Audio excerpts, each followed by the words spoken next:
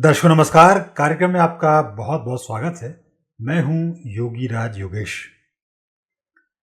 और अभी हम देख रहे हैं पूरी दुनिया में युद्ध की हलचल मची हुई है।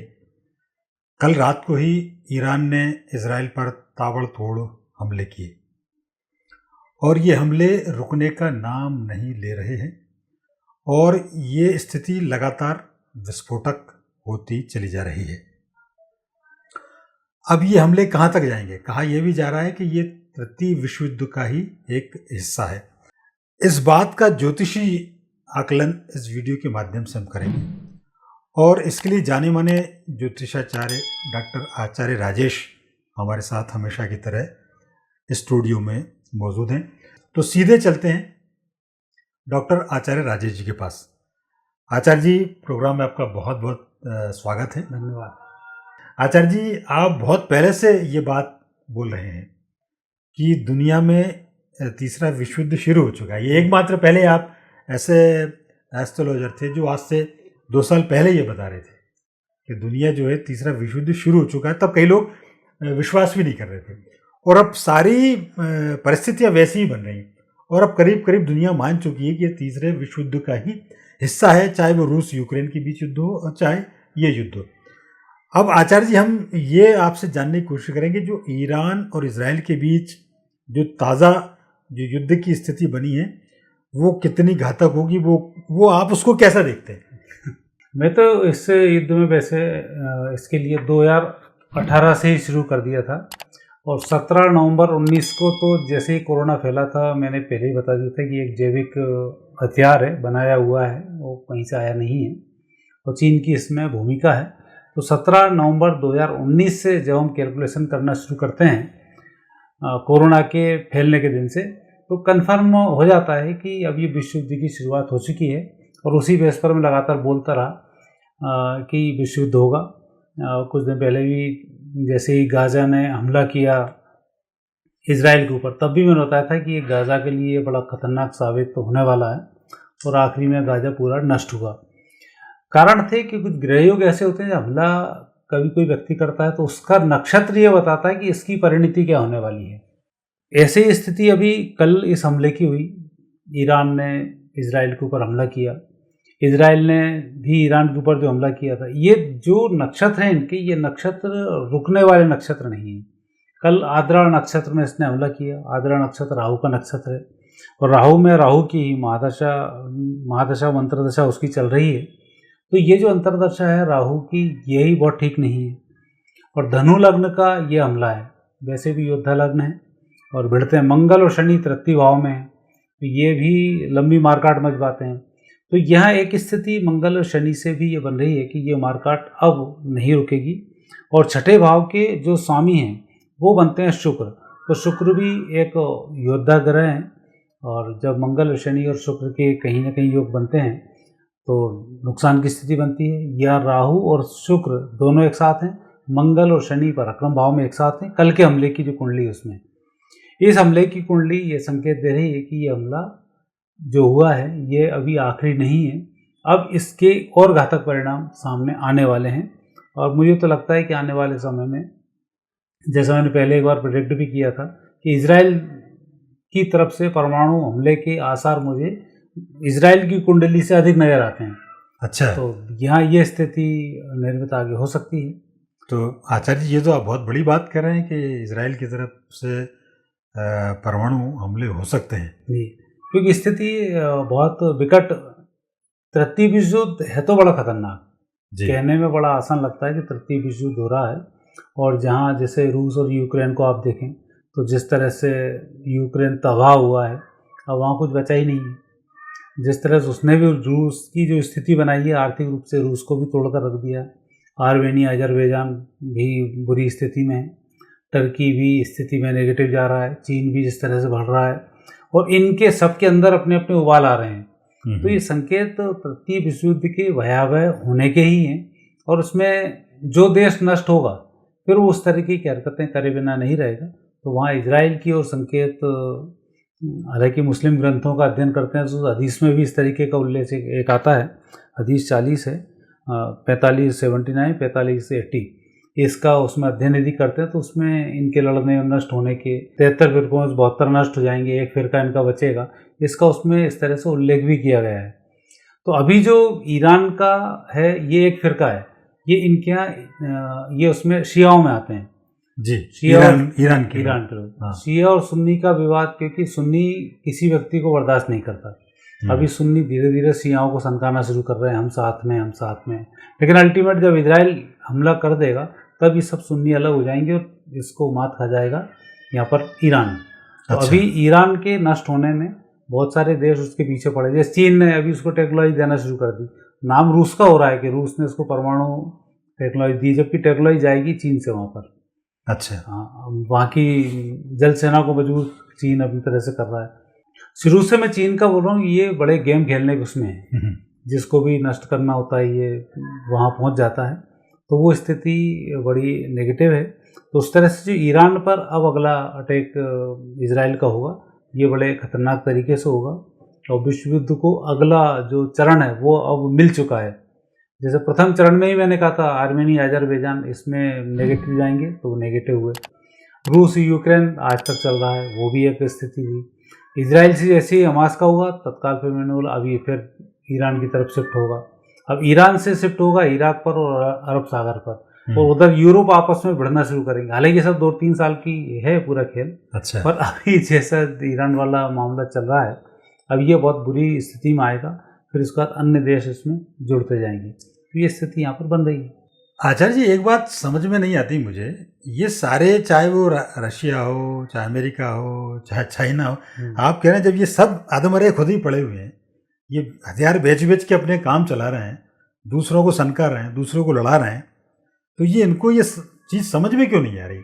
एक बात तो ये, दूसरी आप ये कह रहे हैं कि यदि ये शिया और सुन्नी के बीच की ये लड़ाई है, ये आखिरकार यही है कि उस मिडिल ईस्ट में खलीफा कौन होगा, दुनिया में इस्लामिक देशों का खलीफा कौन होगा, इसका भी एक ये संघर्ष है।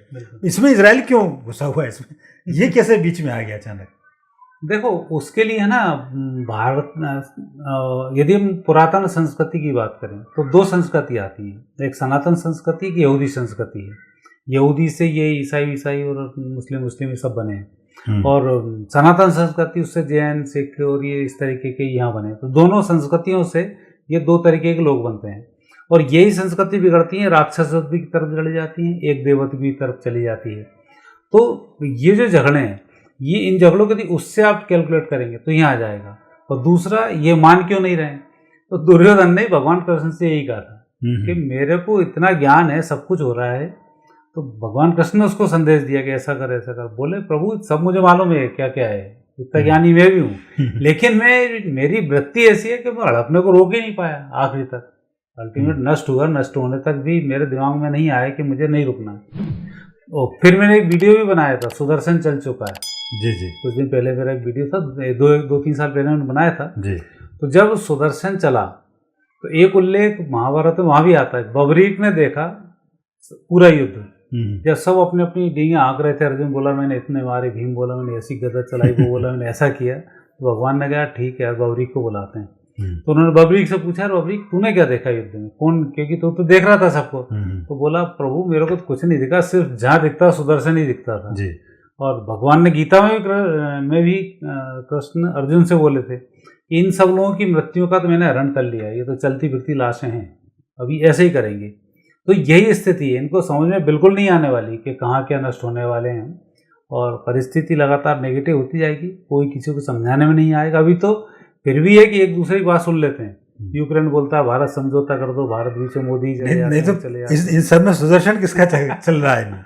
सुदर्शन तो जो शांत स्वभाव से रहेगा, शाकाहारी होगा, मानवता जिसके अंदर होगी, पूरी मानवता को बचाने का जो प्रयास करेगा वो फिर इसमें बच पाएगा। और बाकी जो अपने आप को सूरमा समझ रहे हैं, अपने आप को कोई खलीफा बनाएगा, कोई अपने आप को बहुत बड़ा चैंपियन बनाने की कोशिश करेगा, ये लोग सारे इसमें नष्ट हो जाएंगे। जैसे कौरवों के टाइम कुछ नहीं देना, हम युद्ध लड़ना, तो वही स्थिति अब यहाँ लगातार बनती जाएगी।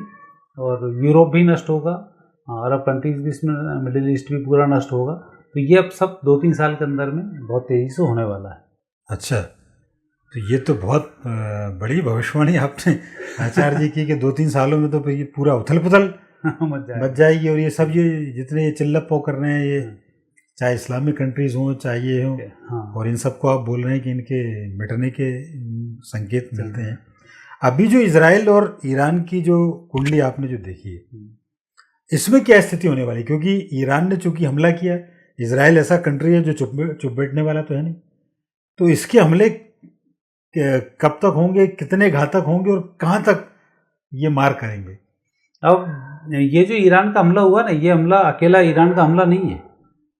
जी जी। इस हमले में एक एक करके काफी सारे देश शामिल होते जाएंगे। अच्छा। इनडायरेक्ट, जैसे यूक्रेन में अभी पूरा नेटो देश शामिल है, धीरे धीरे करके आ जाते हैं, कुछ उसको हथियार पहुंचा देते हैं और सारे काम कर देते हैं। ऐसे ही अब ईरान के साथ धीमे से चीन जुड़ जाएगा, धीमे से रूस जुड़ जाएगा, धीमे से इराक वगैरह जुड़ जाएंगे, ये उसकी मदद करना शुरू कर देंगे। और उत्तर कोरिया भी इसमें एंट्री कर जाएगा। तो ये सब जिस तरह से लगे हुए हैं, धीरे धीरे एक एक करके उफन के बाहर आ जाएगा। फिर अगला जो चरण आएगा उत्तर कोरिया की तरफ मूव करेगा। अच्छा। अभी ईरान के बाद अगला चरण आएगा उत्तर कोरिया, दक्षिण कोरिया भिड़ेंगे आपस में, फिर एक नई चीज़ें वहाँ खड़ी होना शुरू होंगी। तो ऐसा ये बंद होने वाला नहीं। तो इस तरह से जो इजराइल की बात करें, ईरान की बात करें, तो इजराइल का जो युद्ध है अब ईरान की तरफ शिफ्ट होगा। और ये जिस तरीके से गाजा, हमास और ये तीनों जो थे, ये सब ईरान के ही हिस्से हैं। ईरान ने उनको भेजा है, अब डायरेक्ट ईरान मैदान में आ गया। नहीं, ईरान तो जितने भी ये विद्रोही लोग हैं, चाहे हुती विद्रोही हों, यमन के, सीरिया के लड़ाके हों, चाहे ये हमास हो, ये सब ईरान इनके जरिए ही हमले करता है लोगों पर। वो ईरान की पॉलिसी भी है कि वो डायरेक्ट हमले नहीं करता कभी। और ईरान और इजराइल के बीच तो ये तो बहुत अच्छे मित्र देश थे ये तो एक समय में। तो इनमें ऐसा कन्फ्रंटेशन की स्थिति अचानक कैसे बन रही है? अचानक इनमें जो स्थिति नेगेटिव बनी, यहाँ अमेरिका की एंट्री है। अच्छा। अमेरिका इन देशों में बहुत जल्दी डायरेक्ट एंट्री नहीं कर पाता है, और अमेरिका की थोड़ी सी प्लानिंग अलग होती है। अमेरिका भी खुद भी डायरेक्ट नहीं आता है। वो पहले दूसरे लोगों के हथियार खत्म कराओ, फिर अपन लड़ो। अब जैसे ईरान ने पहले इजराइल युद्ध में पूरे इजराइल के हथियारों को नष्ट करवाया, अब खुद एंट्री कर गया उसमें। पहले अमेरिका ने यूक्रेन के सारे हथियारों को नष्ट करवाया, रूस के हथियार नष्ट करा रहा है, फिर नाटो को शामिल कर दिया। ऐसा अमेरिका इनडायरेक्टली युद्ध लड़ता है। तो उसने ईरान को धमकाना शुरू कर दिया। ईरान के लोगों को मारने के लिए उसने इजराइल तो इसमें इसको क्या मजा आता है इसको अमेरिका को ऐसा करने में? ये अपनी बादशाह। अच्छा। अभी क्या बादशाह में अमेरिका नंबर 1 है, लेकिन स्थिति अब बिगड़ना शुरू हो गई कि वहाँ वैज्ञानिक टेक्नोलॉजी जीरो होती है, कम होती जा रही है। रूस आगे बढ़ रहा है, चीन उससे टेक्नोलॉजी में आगे बढ़ चुका है। आर्थिक रूप से अमेरिका की हालत बहुत खराब है।